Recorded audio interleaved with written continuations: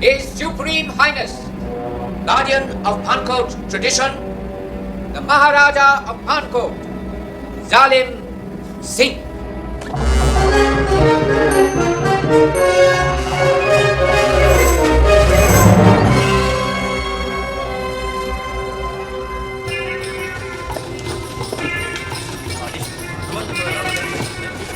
That's the Maharaja. A kid. Maybe he liked older women.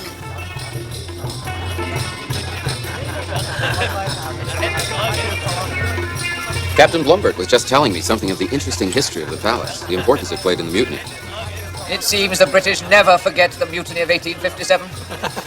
Yes, well, I think there are other events before the mutiny, going back a century, back to the time of Clive, that are more interesting.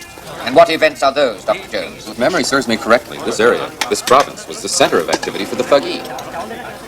Ah, sneak. Surprise. What's the surprise?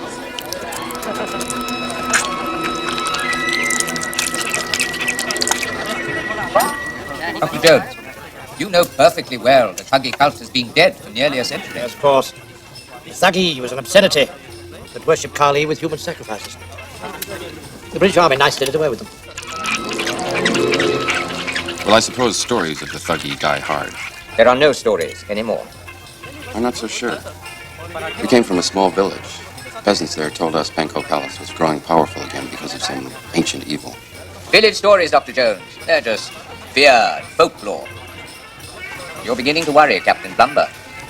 Not worried, Mr. Prime Minister, just interested.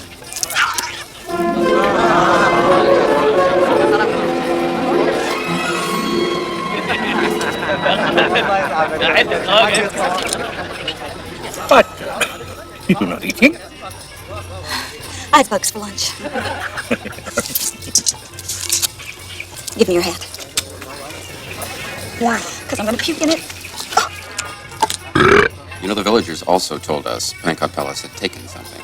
Dr. Jones, in our country, it's not usual for a guest to insult his host. I'm sorry. Thought we were talking about folklore. Excuse me, sir. Do you have anything simple, like soup? What exactly was it they say was stolen? A sacred rock. You see, Captain? A rock.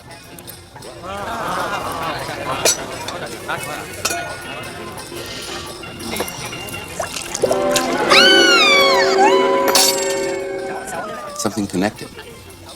The villager's rock and the old legend of the Shankara stones. Dr. Jones, you're all vulnerable to vicious rumors. I seem to remember that in Honduras you were accused of being a grave robber rather than an archaeologist. Well, the newspapers greatly exaggerated the incident. And wasn't it the Sultan of Madagascar who threatened to cut your head off if you ever returned to his country? No, it wasn't my head. Then your hands, perhaps. It wasn't my hands. It was my misunderstanding. Exactly what we have here, Dr. Jones. I have heard the evil stories of the Thuggee cult. I thought the stories were told to frighten children. Later, I learned the Thuggee cult was once real and did of unspeakable things. I'm ashamed of what happened here so many years ago, and I assure you, this will never happen again in my kingdom. If I offended you, then I am sorry.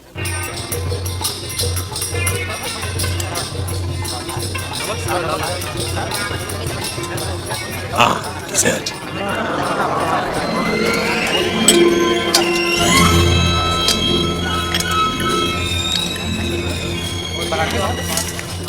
Chilled monkey brains.